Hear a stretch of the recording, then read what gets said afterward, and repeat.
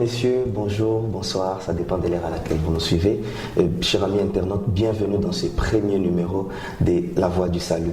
La Voix du Salut est une émission chrétienne dans laquelle nous allons recevoir des hommes de Dieu puissants qui vont nous apporter la bonne nouvelle basée dans la Bible, donc la parole de Dieu. Déjà aujourd'hui, nous avons un sujet grand, un sujet géant, un sujet qui, dans la tête de tout chrétien, habite.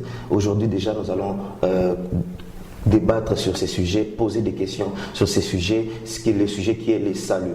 C'est quoi le salut? Pourquoi le salut? Comment obtient-on le salut? Toutes ces questions seront posées déjà aujourd'hui. Il nous a fait le réel plaisir, il nous a fait l'immense plaisir d'accepter notre invitation et d'être sur notre plateau aujourd'hui. Cet homme, c'est Jonathan Isaac Kahambo, que j'ai dit bonjour et bienvenue dans la Voix du Salut. Bonjour fiston et merci de m'avoir invité. Déjà, Jonathan Isaac Kahambo, un visage connu, personne ne peut s'en passer ici à Bangalore. Mais sous d'autres cieux, il y a des gens qui ne vous connaissent pas vraiment. Et si ces gens-là voudraient vous connaître, bon, dans d'autres sens, qui est Jonathan Isaac Kahambo? Merci beaucoup pour la question. Je rends gloire au Seigneur pour l'opportunité et la grâce qu'il nous accorde d'être sur ce plateau de La Voix du Salut. Pour parler de moi, je suis en quelques mots, je suis Jonathan Isaac Kahambo, je suis congolais, serviteur de Dieu. Et ici, à Bangalore, en Inde, j'œuvre auprès d'un pasteur qui s'appelle le pasteur Goldie Francis, et dans une église qui appartient aux Assemblées de Dieu. Le nom de l'église, c'est El Bethel, située ici à Bangalore. Ok, d'accord. Mesdames et messieurs, j'aimerais signaler qu'ici, on est en Inde, à Bangalore, précisément à Karnataka. Selon les rumeurs qui courent, ici en Inde, on ne prie pas. Ici en Inde, il n'y a pas des églises, il y a trop des fétiches et tout. Mais comment vous vous retrouvez dans une église où vous priez en esprit et en vérité? Oui, vous savez aussi, avant que je ne vienne en Inde, en 2011, c'est là que je suis arrivé en Inde, pratiquement en octobre 2011. Je me disais aussi que lorsque je vais arriver en Inde, je ne trouverai pas d'église. Seigneur, je disais même à mon père spirituel, peut-être que je vais me perdre, je ne sais pas. Et j'avais beaucoup de soucis comme ça. D'ailleurs, lorsque je suis arrivé en Inde, j'ai fait pratiquement 3 mois, je n'allais pas à l'église parce que je ne connaissais pas d'église. Mais par la grâce de Dieu, j'ai rencontré un ami qui m'a emmené pour la première fois à cette église-là, El Bethel, et puis depuis, je suis resté attaché. Mais si on doit parler de la religion ici en Inde, c'est vrai que plus de 80% de la population indienne est de religion hindouiste. Mais l'Inde, il faut le retenir, n'est pas un pays hindouiste, il n'est pas un pays musulman, c'est un pays laïque. C'est-à-dire il y a une liberté de religion. Si vous voulez faire votre religion, c'est enregistré dans l'État. L'église est reconnue dans l'État et il y a des très grandes églises et des très grands hommes de Dieu d'ailleurs, Benny Hinn, Chris Oyakilo, mais plusieurs hommes de Dieu qui sont arrivés même ici pour des croisades. C'est un pays laïque. Il y a des églises catholiques, protestantes, orthodoxes et plusieurs autres églises. Plusieurs d'autres églises. Et comment vous avez mentionné tout au début que vous aviez peur que vous ne vous retrouvez pas ici en Inde. Comment vous avez fait? Qu'est-ce qui vous a motivé? Et quel chemin avez-vous emprunté pour arriver à vous retrouver dans une église où on prie en esprit et en vérité?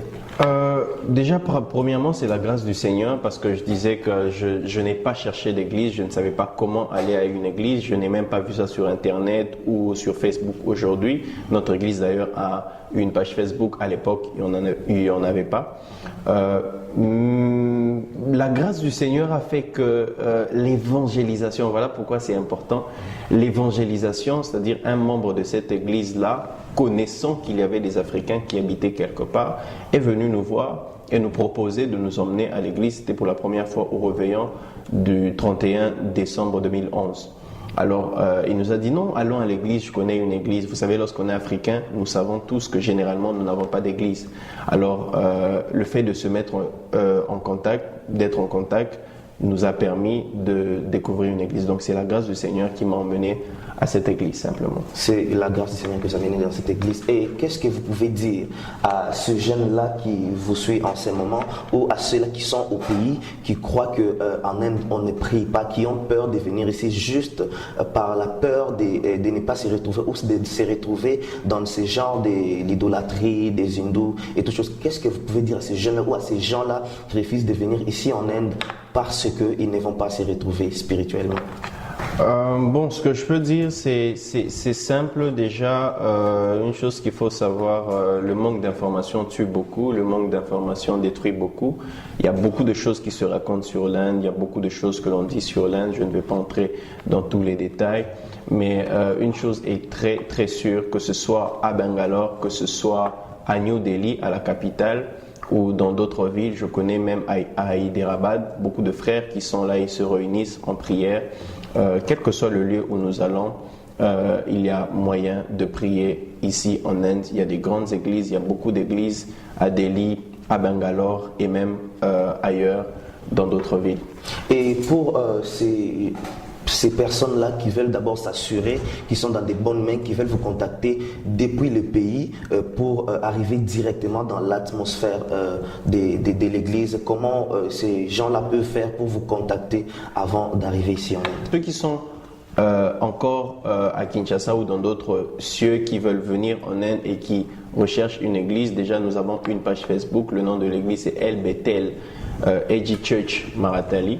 Okay. Ou si vous ne pouvez pas arriver sur El Bethel AG Church Maratali, vous pouvez m'écrire ou me contacter sur mon Facebook qui est Jonathan Isaac. Vous m'envoyez une demande et il y a beaucoup de liens, vous pouvez avoir toutes les informations que vous voulez. Ok, nous allons commencer avec notre sujet du jour qui est le salut. Pour commencer, pouvez-vous nous dire c'est quoi le salut? Ok, merci beaucoup. C'est un sujet que j'aime beaucoup. Le salut, en quelques mots, déjà le dictionnaire aussi peut définir ce mot déjà, le salut. On trouve le mot salut dans le dictionnaire. Basiquement, le salut, c'est le fait d'être sauvé de la mort. C'est juste ça, le fait d'être sauvé de la condamnation, le fait d'être dans le jargon religieux, le salut c'est le fait d'être sauvé de la damnation, c'est le fait d'être sauvé des conséquences du péché, de châtiment de Dieu. Voilà. Ok, il y a une personne qui nous suit là qui se pose peut-être la question.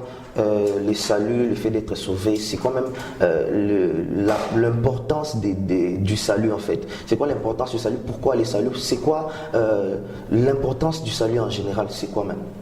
Ok, l'importance du salut, en quoi c'est important? Quelqu'un va me dire, mais je suis déjà d'une famille aisée, je viens même d'une famille chrétienne, parce que beaucoup de personnes, moi aussi, avant que je ne reçoive le Seigneur Jésus dans ma vie comme Seigneur et Sauveur, la première fois qu'on m'a présenté l'évangile, on m'a dit tu dois recevoir Jésus dans ta vie. J'ai dit je suis d'une famille chrétienne donc je n'en ai pas besoin, mais on m'a dit tu dois le recevoir personnellement parce que le salut est une affaire personnelle. Okay. Alors quels sont les avantages du salut? Pourquoi le salut? Pourquoi chacun de nous sommes appelés à recevoir le salut? Simplement parce que dans notre nature adamique, dans notre nature humaine, bon, je vais essayer vraiment d'être très basique dans mes expressions. Okay.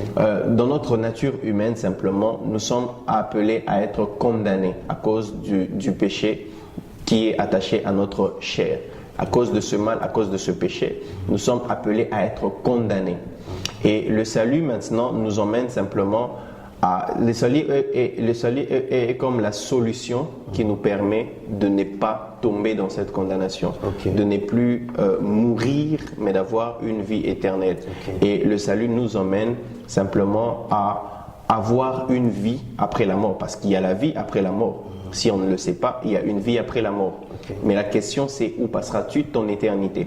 Et le salut est cette chose même qui nous permet de passer l'éternité de joie, l'éternité de paix, l'éternité d'amour auprès de Dieu. Sinon, notre éternité sera caractérisée par des grincements de dents, des pleurs et du feu. Donc, si j'ai bien compris, le salut annule la condamnation et mène une personne à la vie éternelle. Donc, dans l'éternité de l'éternité, si on a bien saisi. Et par rapport à ça, est-ce que les saluts a-t-il des inconvénients?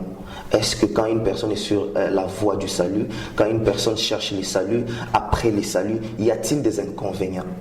Ok, avant de répondre déjà à cette question, j'aimerais encore beaucoup plus en profondeur nous emmener à réaliser l'importance même du salut.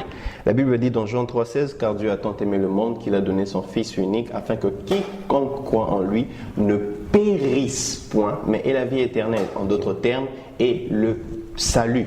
Dans la vie éternelle, nous avons le salut. Donc, et la Bible dit, ajoute dans les versets qui suivent, celui qui croit est sauvé et celui qui ne croit pas est sauvé et périt. Celui qui a le Fils a la vie, celui qui n'a pas le Fils n'a pas la vie, comme le dit dans 1 Jean le chapitre 5.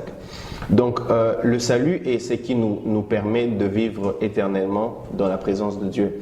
Et pour répondre maintenant à cette question-là, le salut n'a aucun inconvénient. Le salut n'a d'ailleurs que des bénéfices. D'ailleurs, j'aimerais même le dire, c'est que le salut est la plus belle chose que soit arrivée à l'humanité. Okay. Le salut est la plus belle chose que l'homme a pu recevoir de Dieu. C'est le plus beau cadeau que Dieu a offert à l'homme.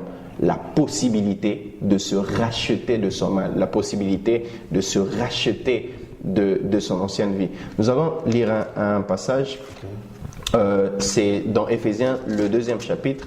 Écoutez ce que la Bible dit au premier verset, Éphésiens 2, le premier verset. La Bible dit, « Vous étiez morts par vos offenses et par vos péchés. Vous étiez morts, dans lesquels vous marchiez autrefois dans le train de ce monde, selon le prince de la puissance de l'air, de l'esprit qui agit maintenant dans le fils de la rébellion. Nous tous aussi, nous étions de leur nombre et nous vivions autrefois selon les convoitises de notre chair. » Et puis on est en train de décrire ici, et au verset 4 la Bible dit, « Mais Dieu qui est riche en miséricorde à cause du grand amour dont il nous a aimés, nous qui étions morts par nos offenses, nous a rendu la vie avec Christ. » C'est par la grâce que vous êtes sauvés. La Bible dit au verset 6, « Il nous a ressuscités ensemble et nous a fait asseoir ensemble dans les lieux célestes avec Jésus-Christ. » Okay. Ce que le verset 7 dit, afin de montrer dans les siècles à venir l'infinie richesse de la grâce de sa bonté envers nous en Jésus-Christ. Et le verset que j'aime le plus dans la Bible dit, verset 8, car c'est par la grâce que vous êtes sauvés par le moyen de la foi. Et cela ne vient pas de vous, c'est un don de Dieu. It's a gift. C'est un don de Dieu. Un don, c'est quelque chose que l'on donne avec plaisir. Il n'y a pas d'inconvénient à recevoir un don, un cadeau que nous recevons de la part du Créateur du ciel et de la terre. Un don de la part du Créateur du ciel et de la terre. Et par là, peut-on comprendre que la personne qui cherche les saluts est sur la bonne voie. La personne qui cherche les saluts peut tout avoir au travers de ça. D'où vient la question qui suit à part la vie éternelle. Avant d'abord que je pose cette question, j'aimerais d'abord me rassurer. Est-ce que le salut intervient après la mort charnelle? L'éternité s'obtient après la mort charnelle. Ok, comme je disais, le salut, c'est cette chose qui vous permet après, comme vous avez dit, votre mort charnelle, après que vous soyez mort, après que vous soyez mort, que vous passiez l'éternité quelque part, soit dans la gloire de Dieu, soit dans les souffrances, dans les temps de souffre, l'enfer qui a été créé pour le diable. D'ailleurs, j'aimerais bien le préciser, Dieu n'a pas créé l'enfer pour ses enfants. Dieu n'a pas créé l'enfer pour les êtres humains. Dieu a créé l'enfer pour le diable et ses acolytes. Et le diable nous combat, pourquoi? Parce qu'il ne veut pas crever en enfer seul. Il ne veut pas souffrir en enfer seul. Voilà pourquoi il veut emmener plusieurs, même les élus si possible, à souffrir avec lui en enfer. Dieu, il a créé le ciel pour nous. Christ d'ailleurs le dit lorsqu'il parle à ses disciples. Nous sommes dans Jean 14, le premier verset. Dans Jean 14, écoutez ce que Christ dit. Il dit, il y a plusieurs demeures dans la maison de mon Père. Si cela n'était pas, je vous l'aurais dit. Je vous ai préparé une place. Notre place à nous, ce n'est pas l'enfer. Notre place à nous, c'est le royaume de Dieu. Alors, pour maintenant revenir à votre question, sachant si il y a... C'était déjà quoi la question? La question était de savoir si le salut s'obtient avant la mort charnelle ou après la mort charnelle. Ok, voilà, comme j'ai dit, Christ est monté nous préparer une place au ciel. Et ce que j'aime, la Bible dit dans Romains 8, le premier verset, la Bible dit il n'y a plus aucune condamnation pour ceux qui sont en Jésus-Christ. Donc le salut, nous l'avons en Jésus-Christ, et donc le salut, nous l'avons déjà maintenant. Je suis sauvé, tu es sauvé, et tu peux dire que tu es sauvé, parce que en croyant en Jésus-Christ, la Bible dit que nous sommes sauvés par la grâce au moyen de la foi. Donc une fois que tu as cru, tu es sauvé. Et on ne croit pas après sa mort, on ne croit que pendant son vivant. Voilà pourquoi celui qui n'a pas eu le temps, pendant qu'il était vivant, de croire en Jésus, il n'y a plus aucune autre solution, plus de prière à faire pour lui, plus d'incantation à faire pour lui, c'est fini. Voilà pourquoi nous avons le temps tant que nous sommes vivants. Ecclésiaste le dit, un chien vivant vaut mieux qu'un lion mort. Donc à tout celui qui vit, il y a de l'espérance. Tant que nous vivons, rachetons le temps, nous devons croire en Jésus-Christ. Nous devons croire en Jésus-Christ. Toi qui nous suis en ces moments, chers frères, chères sœurs, il y a encore du temps pour toi tant que tu es encore en vie. Alors si tu es touché par ce message, veuillez nous contacter par le numéro affiché au bas de votre appareil qui vous permet de nous suivre en ces moments même. Déjà, nous voudrions encore savoir si les saluts en question de son vivant, si une personne peut déjà savoir que j'ai obtenu le salut avant de mourir, avant la mort charnelle, est-ce qu'il est possible d'être conscient ou il est possible de savoir qu'on a déjà obtenu le salut? Oui, il est très possible de savoir que nous avons obtenu le salut. Comme je le disais, le salut est une affaire de foi. La foi, c'est le fait de croire en Dieu. Okay? La foi est la ferme assurance, comme le dit Hébreux 11, le premier verset. La foi est la ferme assurance des choses qu'on espère. On n'espère pas seulement à avoir une Jeep, un téléphone, réussir au cours, mais la première des choses que nous espérons, c'est que nous espérons que nous avons reçu le salut et que lorsque Christ reviendra, que nous serons avec lui. Alors la foi est le fait de croire et d'espérer. La foi est la ferme assurance des choses qu'on espère et une démonstration de celles qu'on ne voit pas. On ne voit pas Dieu, on ne voit pas le royaume, mais nous démontrons cela par l'amour, par la patience, par le pardon. En faisant toutes ces choses, c'est ça la démonstration même de la foi que nous avons reçue dans notre cœur. Donc lorsqu'une personne est changée au-dedans de lui, il croit simplement que Dieu l'a sauvé. C'est la seule chose. Le salut, il faudrait le préciser surtout, ce n'est pas écrit sur notre front, ce n'est pas écrit sur un habit. Chaque individu, personnellement dans son cœur, sait s'il est en règle avec le Seigneur Jésus-Christ ou non. Et si la personne a reçu Jésus comme Seigneur et Sauveur et la personne l'a confessé et que cette personne retombe dans le péché, est-ce que le salut de sa vie sera annulé pendant cette période-là? Ok, en d'autres termes, est-ce que nous pouvons perdre notre salut? Oui, bien évidemment, nous pouvons perdre notre salut. J'aime d'ailleurs l'expliquer comme ça. La Bible dit dans Jean 14, le verset 6, Christ lui-même dit « Je suis le chemin, la vérité et la vie ». Une chose qu'il faudrait préciser, c'est que Jésus n'est pas un point. Il n'a pas dit « Je suis l'arrêt ». Je suis un point sur lequel il faut se tenir. Non, il dit « Je suis un chemin ». Et la différence entre un point ou l'arrêt et le chemin, c'est qu'un point, on se positionne sur ce point simplement, mais un chemin, on le parcourt. Voilà pourquoi Christ n'est pas un statut, Christ n'est pas une identité, Christ est une vie. Christ, il faut le vivre. Il ne faudrait pas simplement dire Today I've received Jesus. Aujourd'hui, j'ai reçu Jésus dans ma vie. From today onwards, I'm a Christian. Ok. À partir d'aujourd'hui, je suis un chrétien. On change de nom, on commence à mettre sur nos portes Jesus loves you, et on commence à faire des postes chrétiens et toutes ces choses, mais nous ne vivons rien de Christ. Ce n'est pas ça Christ. Christ, c'est un chemin, c'est-à-dire on le parcourt. Et sur le chemin, vous voyez les paysages. Sur le chemin, il y a des embouteillages. Sur le chemin, il y a beaucoup de choses. Il y a des embûches, il y a des trous.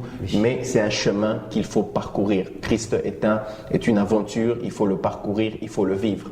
Et nous pouvons aussi perdre ce salut. Pourquoi? Parce qu'il y a ces personnes qui se positionnent en Christ, ils se positionnent sur le bon chemin, mais ils ne parcourent pas le bon chemin. Tu peux te positionner sur un chemin qui emmène vers la maison, mais une fois que tu ne te mets pas en marche pour marcher maintenant sur ce chemin pour aller vers ta maison, tu ne vas nulle part. Voilà pourquoi la Bible dit « Marchez selon l'esprit et vous accomplirez les désirs, vous n'accomplirez pas les désirs de la chair. » Et la Bible dit dans Jean 15, le verset 4, « Demeurez en moi et je demeurerai en vous. » Donc, aussi longtemps que nous sommes attachés à Christ, nous allons même lire cela, la Bible dit « Demeurez en moi et je demeurerai en vous, comme le sarment ne peut lui-même porter du fruit s'il ne demeure attaché au cep. Ainsi, vous ne le pouvez non plus si vous ne demeurez en moi. Je suis le cep, vous êtes les sarments, celui qui demeure en moi et en qui je demeure porte beaucoup de fruits. Si quelqu'un ne demeure pas en moi, il est jeté dehors comme le sarment, il sèche, puis on ramasse les sarments, on le jette au feu. Donc vous voyez, ce passage ici n'est pas adressé aux païens. Ce passage est adressé exactement aux chrétiens. Parce qu'on ne demande de demeurer que celui qui est déjà dans une demeure. Okay? On ne demande de rester qu'à celui qui est déjà entré. Okay? Donc ce passage est adressé à tous les enfants de Dieu. Déjà, nous allons poursuivre avec le même sujet, le salut. Nous allons poursuivre avec notre émission. Qu'est-ce qui amène en soi le salut dans la vie de quelqu'un? Ok, qu'est-ce qui emmène le salut dans la vie de quelqu'un? Bon, je reviens d'abord dans ce passage de Éphésiens 2, le verset 8, je pense. La Bible dit « Nous sommes sauvés par la grâce au moyen de la foi. » Premièrement, c'est une grâce. Premièrement, c'est une grâce. Si un évangéliste est arrivé à votre porte et puis vous a annoncé l'évangile, si un jour vous êtes allé dans une église et puis vous avez entendu l'évangile, si un jour vous suiviez une émission, par exemple cette émission ici, et puis vous êtes touché par cela, c'est déjà une grâce. Donc les choses qui emmènent le salut dans la vie d'une personne, c'est la grâce de Dieu. Dieu fait grâce à qui il veut. Et voilà pourquoi la Bible dit, lorsque vous entendrez ma voix, n'endurcissez pas vos cœurs. Parce que lorsque vous entendez la voix de Dieu, c'est une grâce que le Seigneur vous fait et c'est un avertissement que le Seigneur met encore dans votre vie. Voilà pourquoi je n'aime pas trop les personnes qui me disent « mon temps arrive, ce n'est pas encore mon temps ». Non, quand tu entends la voix, tu dois bouger. Quand tu entends la voix, un mouvement doit se faire. Dans Ézéchiel, la Bible dit « il eut un bruit et il se fit un mouvement ». Lorsqu'on entend le bruit, lorsqu'on entend la sonnette, lorsqu'on entend le signal, il faut bouger. Mais quand tu dis, tu entends le signal, mais tu dis non, c'est pas encore mon temps, tu attends que ton nom soit cité, et tu entends que d'une assemblée d'1 million de personnes qu'on cite rien que ton nom pour savoir que ton temps est arrivé. Non, le salut arrive par grâce. Et par plusieurs moyens, le Seigneur peut arriver à nous emmener au salut. Comme je disais, déjà j'ai dit qu'il y a moyen de perdre son salut si on ne demeure pas accroché à Jésus-Christ, si on ne demeure pas dans la parole de Dieu. Christ dit dans Jean 14, le verset 15, « Si vous m'aimez, vous garderez mes commandements. » Donc, autant qu'on aime Christ, autant que l'on aime Dieu, nous allons garder les commandements de Dieu. Nous ne devons pas nous séparer de cela. Alors, si une personne ne respecte pas cela, il y a moyen que la personne, avant d'atteindre la terre promise, comme le peuple d'Israël dans le désert, qu'il puisse mourir dans le désert. Et la fin du salut de la personne s'arrête là. Mais sinon, certainement, le salut a un début, le moment où nous commençons notre marche avec Christ. Mais le salut n'a pas de fin si nous mourons en Christ. Donc, si on comprend bien, le salut s'obtient avant la mort charnelle. Oui, le salut s'obtient avant la mort charnelle. Mais quiconque obtient son salut avant la mort charnelle le garde pour l'éternité et la vie qui suit. Exactement. Celui qui commence sa vie, his journey, son voyage avec le Seigneur dans le salut, celui qui commence doit le garder aussi longtemps qu'il vit et pour l'éternité. Du reste, après la mort, on ne peut pécher, après la mort, on ne peut faire de mal. Donc, aussi longtemps que tu es vivant, nous serons jugés par rapport à notre passage ici sur la terre, et c'est par rapport à ça que Christ reviendra nous juger. Par là, vous répondez à la question d'un ami qui m'a demandé s'il est tard d'obtenir le salut. Donc, vous nous disiez que la mort peut faire de sorte qu'il soit tard pour obtenir le salut. Je parle de la mort charnelle, bien sûr.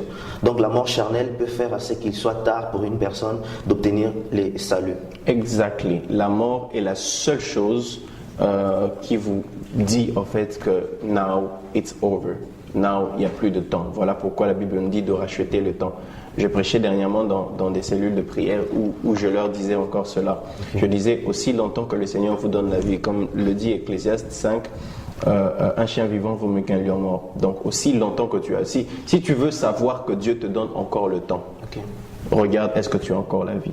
Tant que tu as la vie, que tu sois aveugle, que tu sois paralysé, que tu sois sur le lit d'hôpital, que tu sois mourant, parce qu'il y a cet homme à côté de Jésus à la croix qui ce jour-là a dit, Christ, ne me laisse pas, rappelle-toi de moi lorsque tu seras là-bas. Et puis Christ lui a dit, sois sûr d'une chose, nous serons ensemble. Il est mort quelques heures après, mais il a reçu son salut même dans les dernières minutes. Il est possible de recevoir son salut même dans les dernières minutes.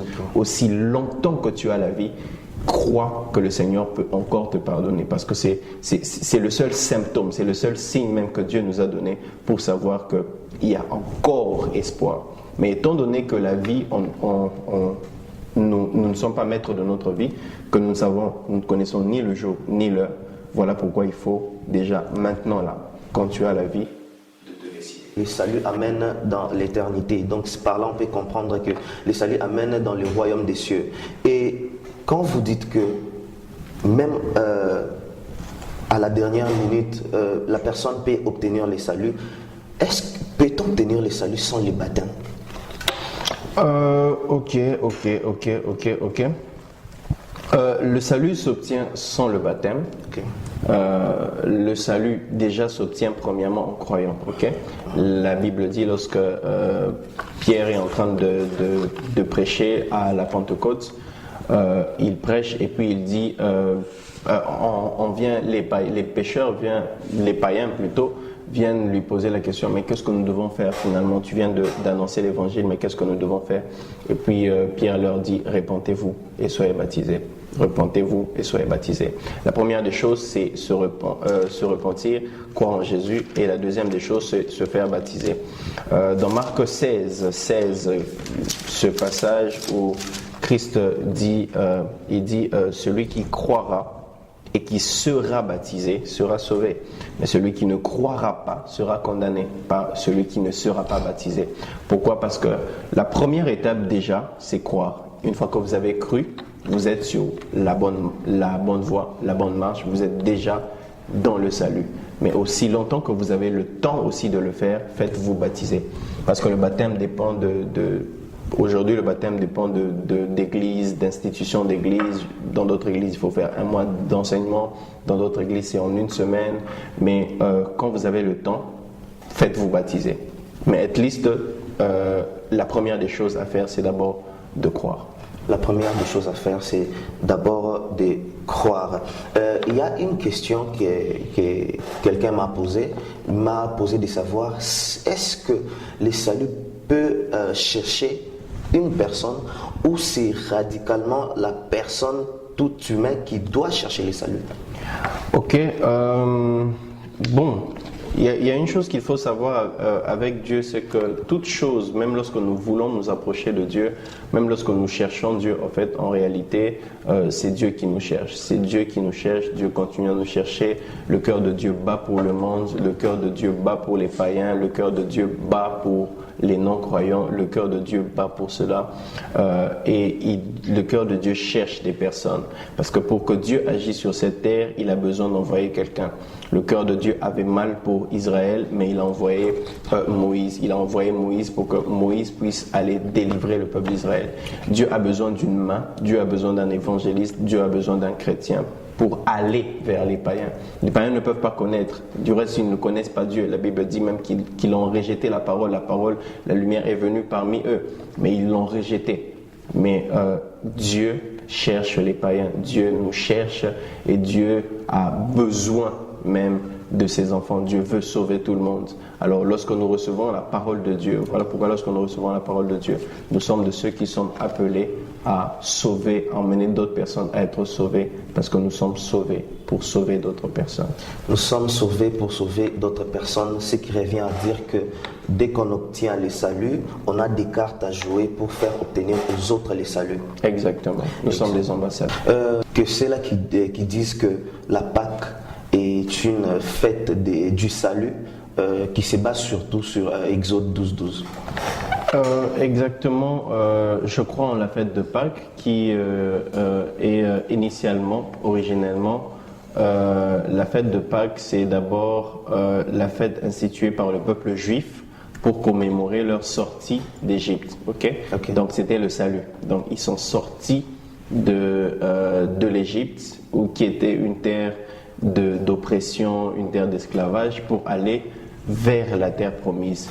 Et aujourd'hui, nous commémorons la Pâque non pas par rapport à la sortie maintenant du peuple d'Israël d'Égypte, mais on rappelle surtout en mémoire de la résurrection de Jésus-Christ, parce qu'il a fait son dernier repas avec ses disciples en parlant de faire cela en mémoire de lui. Donc nous fêtons aujourd'hui la Pâque juste pour commémorer la résurrection de Jésus-Christ. La résurrection de Jésus-Christ, est-ce qu'il y a un mode de vie pour une personne qui cherche le salut? Un mode de vie pour quelqu'un qui cherche le salut, je dirais non. Le salut peut s'obtenir déjà en un clin d'œil. La Bible dit dans Romains le 9e chapitre,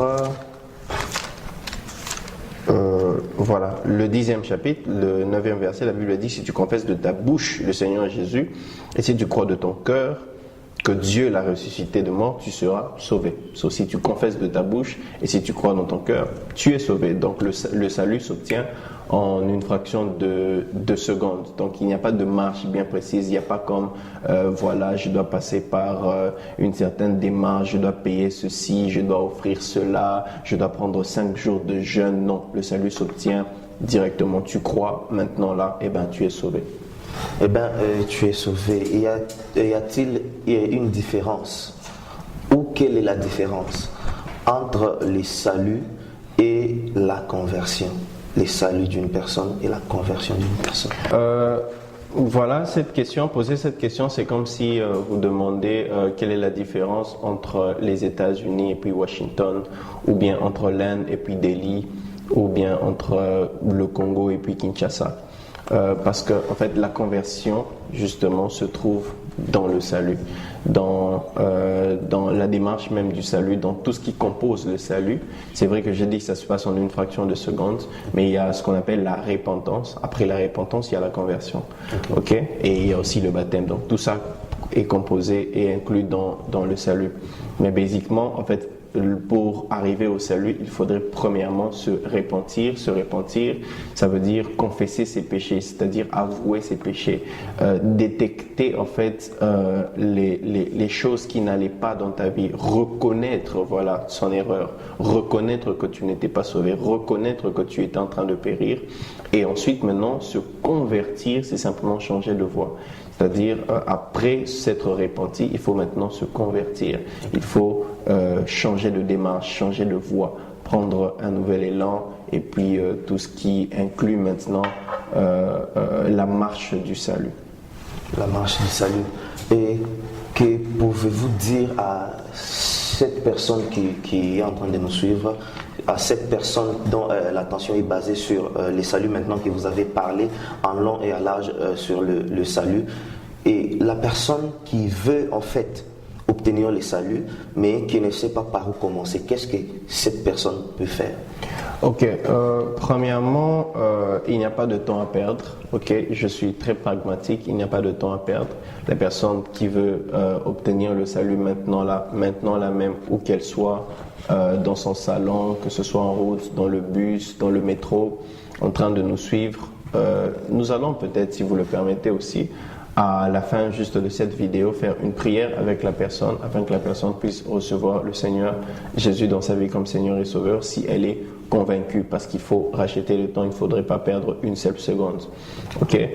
Mais ce qui reste à faire maintenant, c'est que la personne devrait avoir une église locale d'attache, là où elle va s'attacher pour permettre justement la bonne marche de sa vie chrétienne. Là, s'attacher à une assemblée chrétienne, s'attacher à des personnes qui vont t'aiguiser, te permet de te garder et de demeurer même en Christ afin de te préserver jusqu'à ce que le Christ reviendra.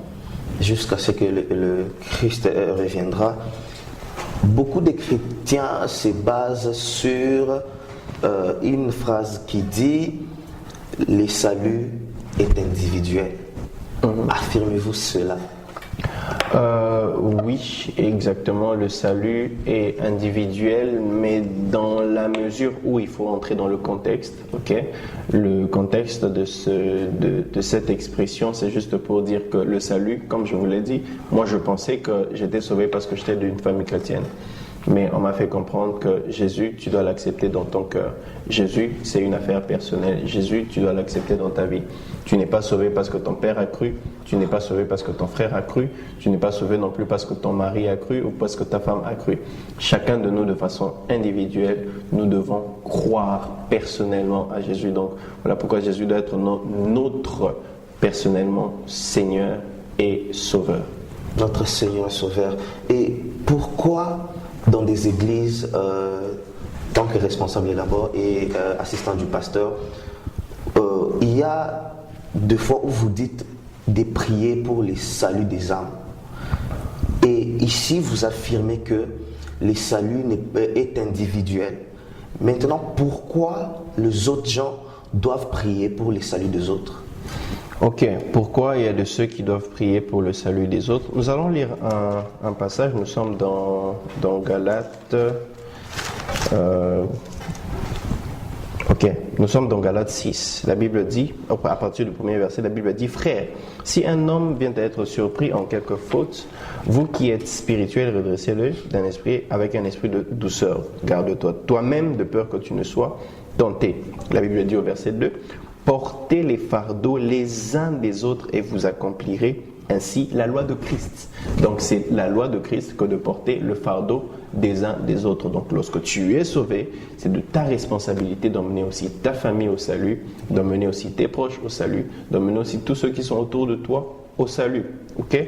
Ça, c'est avoir l'amour même pour le prochain. La Bible dit: portez les fardeaux les uns des autres et vous accomplirez ainsi la loi de Christ. La Bible continue en disant au verset 3: si quelqu'un pense être quelque chose, quoi qu'il ne soit rien, il s'abuse lui-même. Le verset 4 dit que chacun examine ses propres œuvres, alors il aura sujet de se glorifier pour lui seul et non par rapport à autrui. Le verset 5 dit: car chacun portera son propre fardeau. La Bible dit maintenant ici: chacun portera son propre fardeau. On va se dire, mais la Bible se contredit dans le même chapitre? Non. En fait, dans les premiers versets, la Bible est en train de dire que nous devons porter les fardeaux les uns des autres, c'est-à-dire que nous devons avoir compassion des autres, nous devons supporter les autres, nous devons relever les plus faibles, nous devons aider ceux qui ne le peuvent pas. Alors nous devons prier. Christ lui-même dit à ses disciples: priez le maître de la moisson qu'il envoie des ouvriers à la moisson, car la moisson est grande, mais il y a peu d'ouvriers. Alors voilà pourquoi Dieu lui-même, Christ lui-même nous a demandé de prier pour que les autres puissent être sauvés. Pourquoi? Parce que la moisson est grande, mais il y a peu d'ouvriers, il y a peu de personnes pour le faire. Mais en même temps aussi, ce passage nous dit maintenant, dans le verset 5, que chacun portera sa croix. Ça ne veut pas dire qu'on ne se préoccupera pas des autres, mais ça veut simplement dire que, à part le fait d'aider l'autre, mais il y a aussi le fait de s'aider soi-même, parce que la Bible dit: tu aimeras ton prochain, mais comme toi-même. Donc ça va un peu de pair. Et pour ceux-là qui se disent que non, je peux avoir le salut à la maison, je peux rester assis à la maison, je peux prier à la maison, je peux tout faire à la maison spirituellement, bien sûr, qui se disent que non, ce n'est pas nécessairement important d'aller dans une église et d'être permanent dans une église ou vraiment faire partie d'une église pour obtenir le salut. Pour ces genres de personnes, qu'est-ce que vous pouvez dire? Ok, il y a beaucoup à dire sur ça, mais je vais essayer vraiment de résumer ma réponse. C'est bien vrai, c'est très vrai. Je ne vais même pas contredire ça. On n'a pas besoin d'être d'une église locale pour être sauvé. On n'a pas besoin d'appartenir à un ministère forcément pour être sauvé. Et toutes ces choses, nous pouvons être sauvés chez nous, à la maison, comme les personnes qui nous suivent. Vous pouvez être sauvés partout où vous êtes. Vous pouvez recevoir le Seigneur Jésus et être sauvé. Ça, c'est pas faux.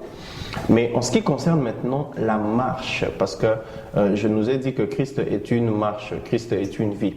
Alors, en ce qui concerne la marche, il faudrait même nous-mêmes que nous puissions nous environner, n'est-ce pas, d'un environnement qui va permettre notre évolution, notre croissance, notre développement et notre avancement. Parce que le diable rôde tout autour de nous comme un lion rugissant, cherchant qui dévorer.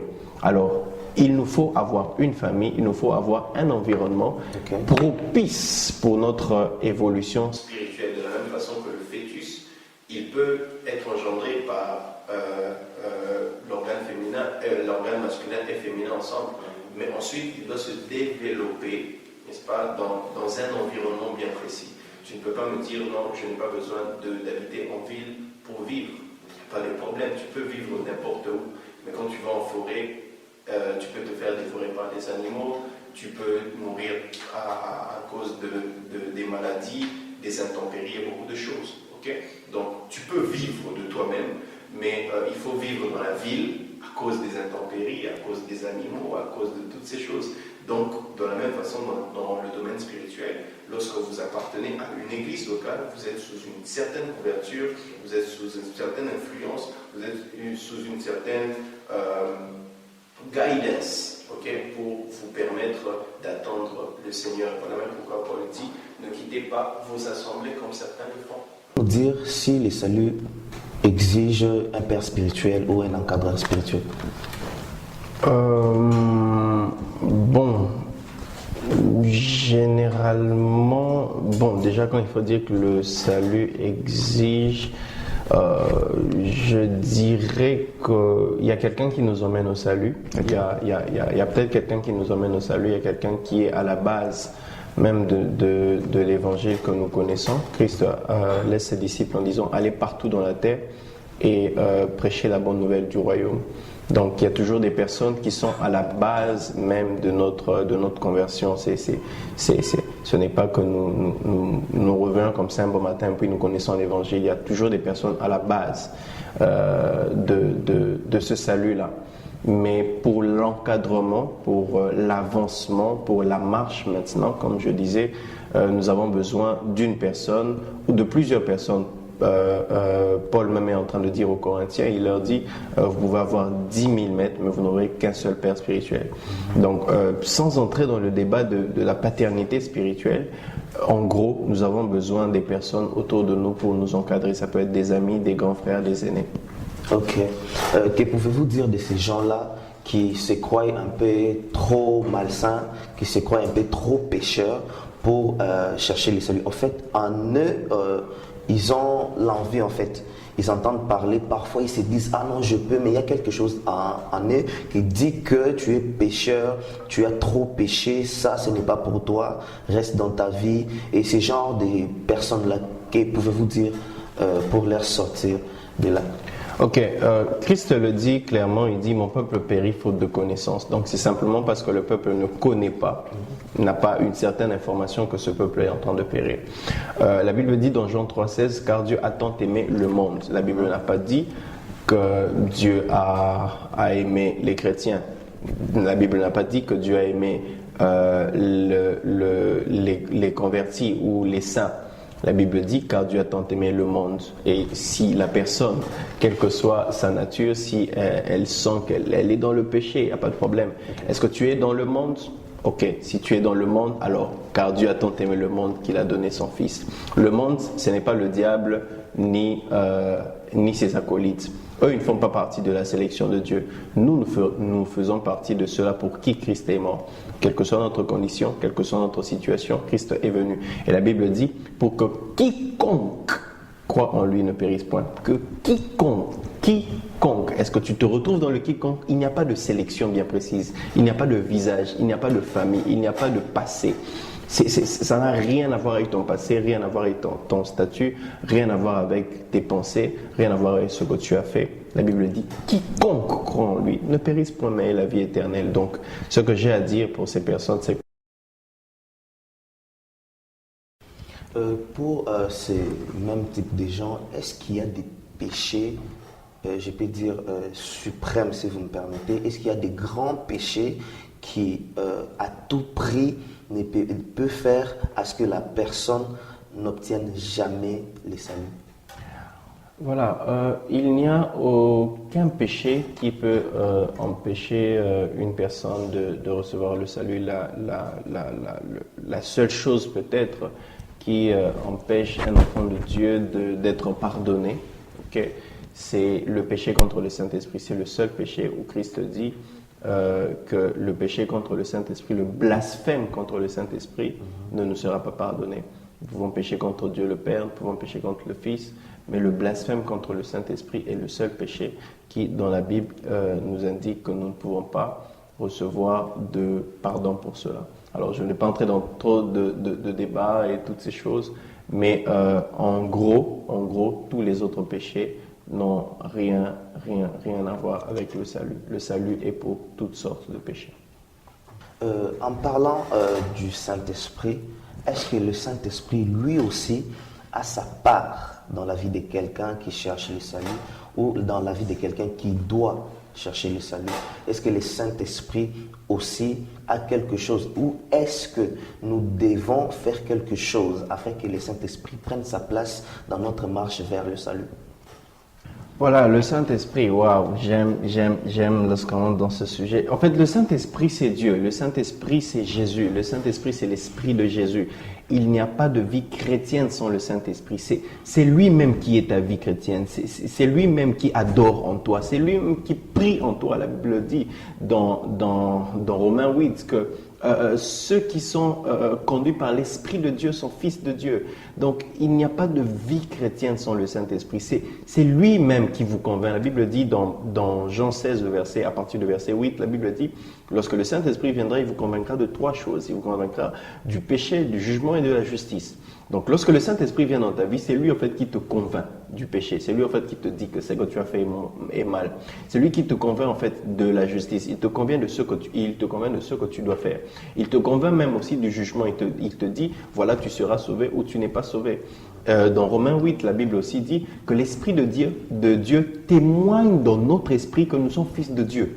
Donc même le fait que tu te dis maintenant là que tu es chrétien, le fait que tu te dis que Jésus existe, le fait que tu te dis que ce que la Bible dit est vrai, le fait que tu aies la foi, le fait que tu aies entendu cela et même que tu as été convaincu, ce n'est rien d'autre que le travail du Saint-Esprit. C'est même ça, c'est la personne la plus importante de l'Église. Il n'existe pas de vie chrétienne, il n'existe pas de chrétien sans le Saint-Esprit. Si tu crois, comment aujourd'hui on peut croire qu'il y a un Jonas qui a vécu 3 jours dans le ventre d'un poisson? On peut croire qu'il y a un Jésus qui est venu et marché sur l'eau. On peut croire qu'il a fait sortir Lazare du tombeau après 4 jours. On n'a pas vu, on n'a pas de vidéo, il n'y a pas d'Instagram, de Snapchat et toutes ces choses. Mais nous croyons aveuglement. Pourquoi? C'est le travail justement du Saint-Esprit. Donc le Saint-Esprit a toute sa place dans la vie d'un païen, tout comme dans la vie d'un chrétien. Dans la vie d'un païen, qu'est-ce qu'il fait? Il nous emmène au salut. C'est lui qui convainc nos cœurs. C'est lui qui parle à nos cœurs. La Bible dit, il est celui qui sonde les cœurs et les reins. Lorsque vous prêchez l'Évangile, vos paroles ne suffisent pas. Le Saint-Esprit doit entrer dans les cœurs de chaque personne afin de convaincre. Mais pour un chrétien, le Saint-Esprit maintenant nous aide dans la marche. Comme celui-là qui nous encadre avant notre mariage. Il nous prépare comment tu dois être avec ton époux, avec ton épouse, comment tu dois te comporter dans le mariage. Il nous emmène au mariage. Et lorsque Christ revient, il prend une église parfaite, une église qu'a préparée le Saint-Esprit. S'il y a des signes qui aux yeux des hommes, le signe par lequel nous pouvons voir que cette personne a les saluts? Est-ce qu'il y a des signes spécifiques qui démontrent que la personne a reçu son salut? Ok. Est-ce qu'il y a des signes qui démontrent qu'une personne a reçu son salut? Ce que je veux dire, déjà, nous avons entamé la discussion sur le Saint-Esprit. Donc, lorsque le Saint-Esprit vient dans votre vie, il commence à faire un travail. Et comme une plante, nous portons de fruits après un certain moment. Et ces fruits-là, c'est ce qu'on appelle dans Galates 5, le verset 22, c'est ce qu'on appelle les fruits de l'esprit. Donc une personne qui a reçu le salut, une personne qui a été sauvée, porte de fruits, manifeste cela. On sent qu'il y a eu une différence. Jacques même est en train de dire, vous me parlez beaucoup de la foi, vous me parlez beaucoup de la foi. Ok, montre-moi ta foi. Moi, je vais te montrer ma foi par les œuvres. C'est pour dire que celui qui a la foi, c'est-à-dire celui qui a reçu le salut, il y a des œuvres, il y a des fruits qui sont manifestés. Et la Bible dit, le fruit de l'esprit, c'est l'amour, la joie, la paix, la quiétude, la patience, la bénignité, et ainsi de suite. Il y en a une panoplie. Le fruit simplement de celui qui a reçu Jésus-Christ dans sa vie comme Seigneur et Sauveur. Il aime Dieu, il aime son prochain, mais beaucoup plus, il s'aime soi-même. Voilà, il s'aime soi-même, il aime son prochain, il aime Jésus. Moi, je vous aime. Voilà pourquoi aujourd'hui, nous avons posé des questions sur ce sujet qui était les saluts. Et nous sommes arrivés à la fin de cette émission. Très chers amis internautes, mesdames et messieurs, merci beaucoup de votre attention. Merci parce que vous avez disposé votre temps à nous suivre. Je dis déjà merci à mon invité. Merci de nous avoir fait c'est le réel plaisir de venir sur notre plateau. Déjà, si vous avez aimé l'émission, dites merci à Royal Prod. Là, je vois bien derrière la caméra, la réalisation et tout ce que vous pouvez voir comme image, Benjamin avec Royal Pro. Je dis merci à notre maquilleuse Floriane Malanda. Je dis merci à toute l'équipe Lisanga Group. Je dis merci à tout le monde qui nous ont soutenus. Je dis merci à la prise de vue. Je ne vais pas oublier Jeff. Je vous aime beaucoup.